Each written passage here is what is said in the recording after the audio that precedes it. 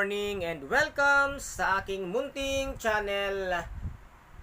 Nalaman na nga nitong si Iris ang katotohanan na buhay pa nga itong si Jasmine at wala nga siyang kaalam-alam na sa Jasmine at si Love ay isa at dito nga ay hindi na nakapagsalita.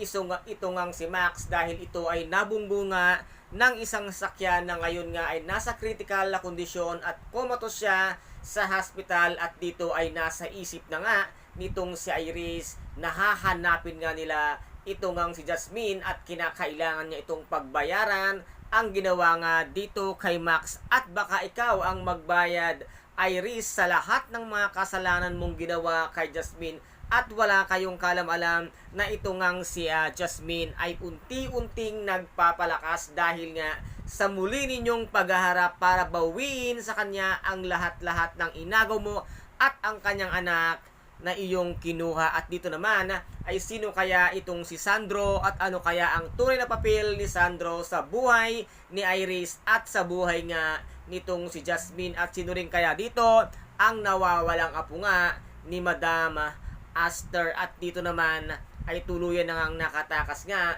itong si